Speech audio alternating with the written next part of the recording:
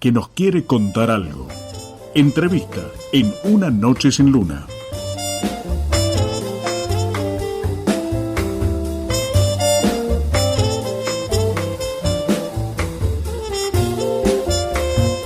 Muy bien, amigos, 22 y 16 es la hora en la República Argentina, 7 grados 6 la temperatura actual en la provincia de Buenos Aires. ¿Se acuerdan la semana pasada que se armó lindo debate, lindas charlas en nuestro programa de radio cuando hablábamos sobre probablemente la golosina más popular del país y quizás como ninguna otra se profese semejante entusiasmo hacia distintas marcas, historias? Estamos hablando del alfajor y vamos a hablar con alguien que de manera graciosa dice que arrancó ese seudónimo o ese chiste y casi que ya lo lleva como una marca personal.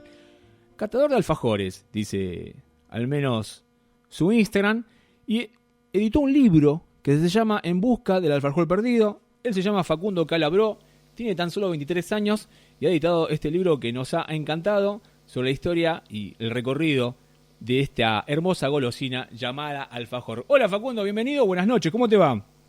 ¿Cómo va? Buenas noches. Te escucho un poquito bajo. Si bueno, me podés subir... Ahí va. El tipo dice que podés subir porque tiene experiencia en radio, porque él también ha estudiado locución, está relacionado con los medios, así que quizás esta charla sea más ligera que cualquier otra entrevista. ¿Cómo te va, Facundo?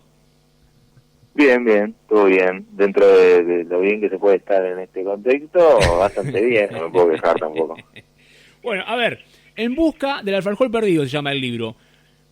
¿Cómo nació? Necesito preguntarte, esta idea de recapitular capítulos sobre historias de alfajores. Bueno, nació como el blog mismo, como mi título actual, todo por accidente. Ajá. Casi que no lo busqué, a pesar de que escribí un libro sobre alfajores. O sea, pensá que yo empecé con esto, empecé con un blog, o sea que la escritura ya era como el eje de mi ejercicio. O sea que obviamente tenía la aspiración de escribir, no sé si un libro, pero bueno. Y llegó mucho antes de lo que hubiera esperado. Me ofreció, justo en un momento en el cual había tenido mucho rebote el blog y estaba circulando por los medios, y a un editor de la editorial Planeta le llamó la atención, me propuso escribirlo, y yo sin tener la más remota idea de cómo iba a hacer para escribirlo, ni sin tener ningún plan siquiera, casi con un conocimiento muy menor de lo que era el asunto, obviamente dije que sí. Y ahí empezó todo un proceso de aprendizaje que se complementó con el proceso de escritura. Digamos que yo aprendí mucho escribiendo el libro, y el libro fue tomando forma sobre la marcha, lo cual un poco explica también su heterogeneidad, digamos, el eclecticismo del libro, que está lejos de ser como monolítico, digamos. No quiero decir coherente porque ya me estaría tirando al bombo, pero que es un libro que tiene como partes muy distintas entre sí, que además fue escrito en como momentos de mi vida, si se quiere, distintos, por lo cual, bueno, incluso yo creo también que el alfajor es un poco un objeto así medio monstruoso, por lo cual en algún punto la forma del libro le hace justicia, si se quiere, a la esencia de su objeto de estudio. ¿Has estudiado, por supuesto, calculo que sí, la historia en sí del alfajor en la República Argentina? ¿Y por qué esa golosina que tanto queremos y hasta idolatramos? Perdón, ¿qué me dijiste? Si has recorrido la historia del alfajor, ¿cómo nació esa historia del alfajor en la República Argentina, sus inicios? Bueno, en realidad la República Argentina es muy posterior al nacimiento del alfajor, ¿no? Digamos que el alfajor empieza su historia en este continente con la conquista de América, ¿no? Es decir, el alfajor es parte de la herencia hispánica y a su vez es parte de la herencia árabe, ¿no? Digamos, llega a España por herencia árabe, llega a Argentina o llega a América por herencia hispana. Por eso, por ejemplo, no sé, en Brasil no tienen tradición alfajorera, ¿no? Los alfajores que vos podés encontrar en Brasil son copias del alfajor marplatense de acá, pero si te vas a Chile, si te vas a Perú, si te vas a México incluso, hay cosas llamadas alfajor que son un poco distintas de la nuestra, pero que claramente, digamos, descienden de ese primer modelo que fue el alfajor andaluz, que todavía existe, ¿no? Si te vas a España y te dice un alfajor que vas al sur de España, quizás te vienen raro, pero en algún lugar vas a encontrar un dulce que no tiene nada que ver con el nuestro, pero que se llama alfajor y que obviamente es el antecedente, el antecesor de nuestro alfajor. Después, bueno, lo que pasa con el alfajor es que experimenta como un proceso de mutación acelerado y bestial, a tal punto que, digamos, su apariencia actual lo vuelve casi irreconocible, lo volvería irreconocible para alguien que coma el alfajor del sur de España. Y bueno, toda la primera parte del libro entonces está dedicada a tratar de proponer algunas hipótesis sobre de qué manera se dio esa evolución, porque no fue una evolución caprichosa, no es que en un momento a alguien se le ocurrió, che, ahora el alfajor, esto se va a seguir llamando alfajor, pero va a ser totalmente distinto, no, fue evolucionando, pero fue evolucionando de una manera como medio vertiginosa. Entonces, la primera parte del libro trata de rastrear cuáles fueron los hitos de esa evolución. Obviamente quedan un montón de preguntas por responder. Imagínate que esa evolución dura varios siglos, ¿no? El siglo XVI hasta la actualidad, y todavía sigue mutando. Uh-huh. Pero bueno, sí, la verdad que es un tema muy fascinante el de la transformación del alfajor. Hoy, mira, hablaba justamente, cuando me preguntan, por supuesto, a quién vamos a hablar o con quién vamos a entrevistar, le digo, voy a hablar con un catador de alfajores. Y medio que se me sonrieron. ¿Vos también sentís que se te ríen cuando vos decís catador de alfajores? Y a mí me da un poco de vergüenza decirlo, en realidad. Yo siempre aclaro, o siempre pongo comillas. Bueno, ahora igual ya medio que se institucionalizó y ya respondo a catador. Sí. Pero obviamente era un chiste que ni siquiera inventé yo, o sea, un chiste que inventó un periodista de Clarín y que pegó y que adopté más que nada como por una especie de decisión de marketing. Pero obviamente que hay un chiste en la base, no es que nunca fue mi intención trasplantar, digamos, el oficio del sommelier de vinos al mundo del alfajor. Me parece que eso sería como traicionar un poco la esencia de la evolución, que es una esencia popular, ¿no? Digamos, el elitismo del vino, claro. El mundillo del vino no le cabe al alfajor, digamos. Yo sería muy terco, muy ciego si intentara como aplicarlo a la fuerza. ¿Y tus amigos se plantean discusiones sobre tus amigos, en tu grupo, se plantean discusiones sobre gustos? Calculo que sí, como con todo orden de las familias, pero calculo que tendrás tus favoritos. Sí, tengo mis favoritos. La verdad es que no le doy no le presto mucha atención o no verbalizo mucho mis preferencias subjetivas. Claro. O sea, trato más de tener una labor más descriptiva que subjetiva o valorativa, porque en última instancia creo que hay muchos alfajores buenos y que no siempre se puede decir cuál es mejor, porque por ahí tienen propuestas distintas, son distintos, tienen una calidad parecida, pero tienen sabores, ecuaciones distintas, ¿no? Ahora sí, obviamente tengo mis preferencias, tengo un paladar un poco conservador, si se quiere, digamos. Ajá. que esos alfajores del pork food no me caen para nada simpáticos. Además tengo un sistema digestivo así un poco delicado, con lo cual siempre que se puede elegir prefiero los alfajores regionales, tipo con la masa de la colación, el alfajor de tipo santafesino, el turrón salteño, ¿no? Me gusta mucho más el dulce de leche, y me parece que el dulce de leche contrasta y resalta mucho mejor en tándem con una galleta rústica o salada de yema como la tradicional de nuestro alfajor, y no tanto con estas galletas tan sobrecargadas como la del género marplatense. De todas formas, obvio, tengo mi favorito en cada género, pero la verdad es que siempre trato de reivindicar esos alfajores, esos géneros más regionales y más antiguos, que obviamente no se industrializaron y son mucho menos populares.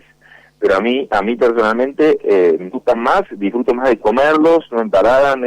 Obviamente es muy difícil conseguirlos acá en Capital, donde vivo, ¿no? Ajá. Y a ver, y si por ejemplo tengo que llevar un regalo, quiero quedar bien con alguien, ¿cuál me recomendarías? Obviamente depende de muchos factores. A mí me parece que una de las propuestas más interesantes de los últimos años es la de Wallis. Wallis es un alfajor, por ahí lo conoces, que nació en Balcarce, que rápidamente se extendió por Mar del Plata y ahora ya está llegando a Capital Federal, que tiene mucha aceptación y tiene como una búsqueda muy especial, muy muy singular, que va más por el lado de lo gourmet, ¿no? Si vos ves desde su imagen, desde su diseño, desde el diseño de los locales mismos, que son una belleza, te das cuenta de que tienen como una estética muy muy cuidada, muy muy refinada, y es algo que no se había hecho todavía con el alfajor, ¿no? Es como ese espíritu medio palermitano, como dice acá, pero bien realizado, aplicado al alfajor, y de una manera bastante novedosa, porque además tiene algo singular en los alfajores mismos, ¿no? O sea, son alfajores, esto que ahora se llama alfajor bombón, que tienen, bueno, mucho más dulce de leche, le dan otro papel a la galleta, suelen combinar el dulce además con alguna mermelada de fruta. En definitiva, Wally me parece que de las apariciones de los últimos años es lo mejorcito. Y Bien. después yo tengo otro favorito que es la olla de cobre en San Antonio de Areco, digamos. Sí, ese lo leí hoy, vino un posteo ahí que hablabas de ese alfajor. ¿Y qué característica tiene como para resaltar? Y la olla de cobre tiene, por empezar, tiene un dulce que si no es artesanal, no es para nada industrial. O sea, tiene un dulce de un sabor muy particular y que además tiene una textura muy particular porque es un dulce más líquido, más corredizo, y que impacta en la boca mucho más que los dulces más suntuosos como el de cachafaz, por ejemplo, ¿no? Y después tiene un chocolate muy bueno, también que producen ellos, lo cual es muy raro porque chocolate de producción propia solo tienen las grandes empresas acá, o sea, Cachafaz, Habana, medio que para de contar, y bueno, la olla de cobre que es una chocolatería también, y después bueno, también tiene una galleta un poco distinta, una galleta con un poco más aireada, que también es bastante novedosa, es un poco menos, tiene un diámetro menor, y una altura mayor, con lo cual también, como el Wallis, apuestan más como a al impacto, ¿no? Y bueno, eso es lo que me parece que hoy por hoy, en materia de alfajores marplatenses, es lo más interesante. ¿Alguna vez alguna marca se contactó con vos quizás por una mala crítica o por algo?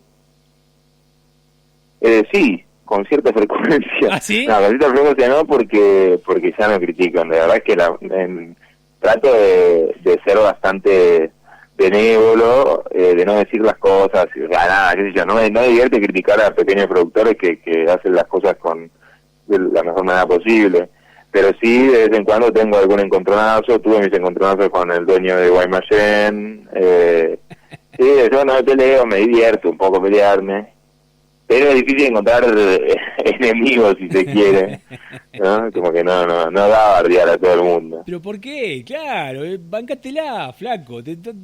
A veces puede ser constructivo. Sí, pero sí, es bastante susceptible el rubro alfajor, ¿no? Como no hay tanta crítica, como se habla poco del tema, o se le ha dado poca, sí, no sé, pero son bastante susceptibles, eso es lo cierto. Puede ser, a ver, eso me trae a esta pregunta, que más un mito o al valor efectivo del consumidor tiene que ver el alfajor en ese caso. ¿El valor afectivo, decís? Sí, no sé, a veces creo que consumimos esa golosina porque nos hace acordar por ahí, a la infancia, nos hace recordar, no sé, a una novia, no sé, a una canción, porque no, hay canciones que nombran los alfajores. ¿Crees que a veces tiene ese valor sentimental el alfajor, Sí. al menos en los argentinos? Sí, absolutamente. Ahí me parece que el caso tendría el de las golosinas en sí, me parece que sucede también con el resto de las golosinas.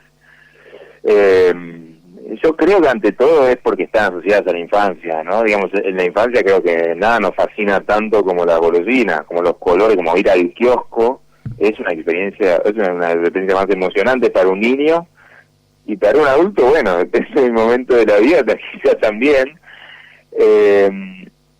Y quizá un poco de esa fascinación infantil se renueva en la adultez, ¿no? Esa es una de las hipótesis. Y efectivamente la infancia y todo lo que se juega en la infancia, ¿no? Digamos, porque obviamente la infancia también se como que cristaliza algo de la identidad. Después aparece como resumido en el alfajor, ¿no? Como que el alfajor es después el portador de la propia identidad Y eso se ve muy claro en casos en los que a eso se suma la impronta barrial, ¿no? Digamos, Sí. con alfajores barriales. Todos queremos alfajores de la infancia, pero si encima el alfajor es el alfajor del barrio, ya ahí como que el amor es completamente incondicional, ¿no? Y bueno, obviamente tenemos el caso del Capitán del Espacio, que en eso creo que es el alfajor paradigmático. Ajá, bien. Porque, ¿sabés que la semana pasada también charlábamos de esto con los oyentes? Y descubrí ahí un triángulo de amor. Recién hablabas del Capitán del Espacio, por supuesto Jorgito, y aparecía el Guaymallén como el de la discordia. Muchos hablan del Guaymallén porque dice que tiene un valor sentimental. Y creo que ahí avalaba tu respuesta. Sí, todos esos alfajores que... Sí, el Guaymallén, también el Jorgito de Capitán, pero sobre todo el Guaymallén tiene varios aspectos que lo vuelven a un alfajor muy querido. El primero de ellos es el precio, ¿no? Que lo hace accesible a casi todos los consumidores, y el otro es la permanencia, ¿no? Que hace que todos en su infancia, desde la gente que tiene 50 años hasta la gente que tiene 15, hayan comido Guaymallén. Y bueno, después también hay otros aspectos que lo vuelven medio querible, como tierno, si se quiere. Por ejemplo, no sé, hay algo que yo veo mucho que es como cierto espíritu bizarro que valora mucho el consumidor argentino. ¿Viste? Por ejemplo, ese fanatismo que hay por Manaos, por Fulvito, por todas esas marcas como de un capitalismo medio del tercer mundo. A mí me llama mucho la atención ese fenómeno, ¿no? Como que les tomamos cariño a esas marcas que hacen las cosas mal, que las hacen desprolijas, como que las hacen como contradiciendo las reglas más del marketing profesional. Claro. Y eso pasa con Guaymallén, pasa con Fulvito, pasa mucho con muchos alfajores. Claro, claro.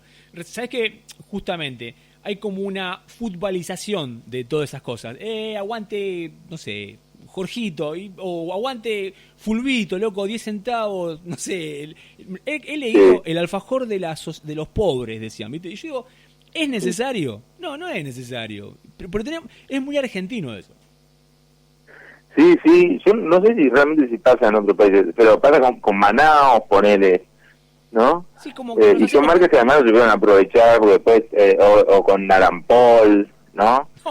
Todas esas marcas que la gente ama y que son eso, como muy bizarras. Bueno, Guaymallén tenés el caso de, creo que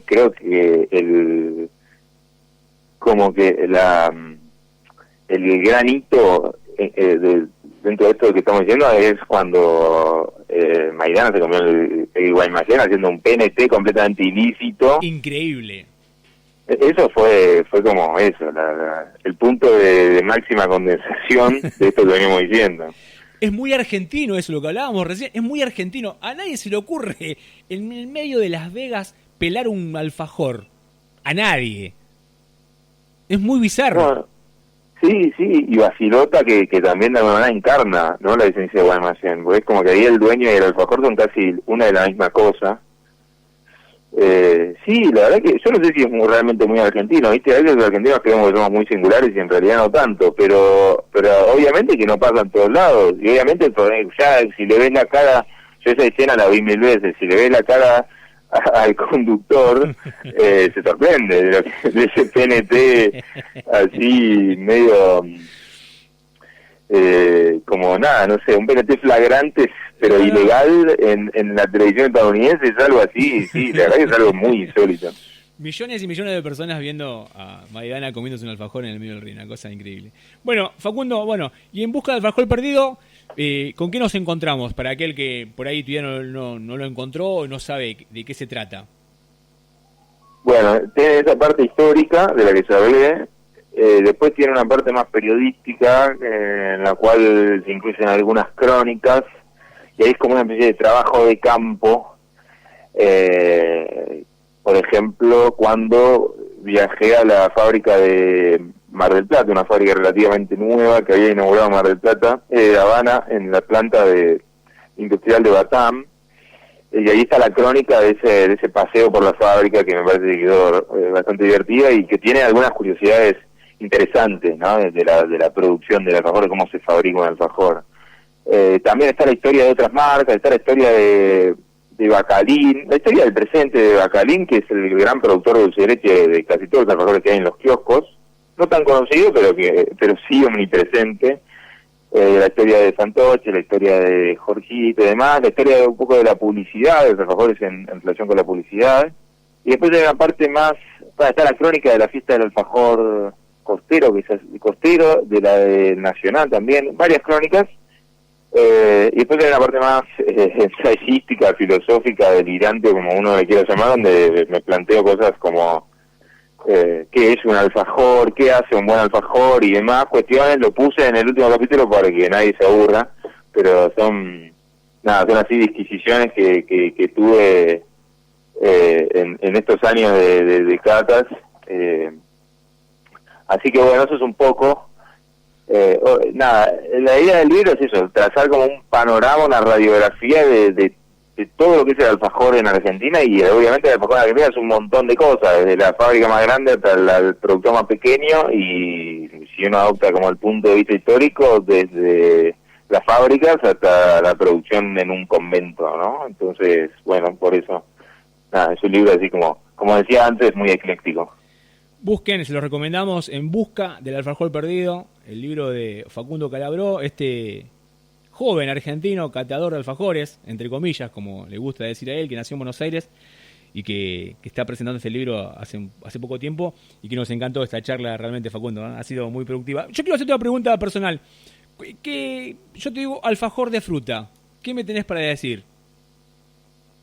Bueno, yo creo que el alfajor de fruta está muy desprestigiado, porque a veces se cree que el único alfajor de fruta que existe es el alfajor industrial, el alfajor de los kioscos, y en realidad el alfajor de fruta tiene, por empezar, una larga historia, y además tiene como un montón de variedades que obviamente no llegan al kiosco, pero que tienen un enorme valor, ¿no? En Córdoba, alfajores de higo, alfajores de durazno, alfajores de ciruela, o en el sur, sobre todo la Patagonia también, alfajores de fruto rojo, de frambuesa, o esto que decía antes, Wallis, alfajor de dulce de leche con manzana, ¿no? Con eso, frutillas, qué sé yo. La verdad que la fruta tiene mucho para dar, hay que salirse por ahí del kiosco para notarlo. Bien. No necesito eso para defender mi política sobre el alfajor de fruta. Nada más. Necesitaba su consejo. Facundo, ha sido un placer de verdad, ¿eh? De verdad, muchísimas gracias, y por supuesto, sigan los éxitos y seguí catando alfajores. ¿Cuántos comes por día o te cuidás con el asunto de comer alfajores? Me cuido, los como así de a un cuarto, de a medios. Imaginás que tuve que reducir mi cuota en algún momento porque si no, esto se descontrolaba. Facundo Calabró, En busca del alfajor perdido, pasó por aquí por una noche sin luna. Gracias, Facundo. Gracias a vos. Gracias, muchísimas gracias.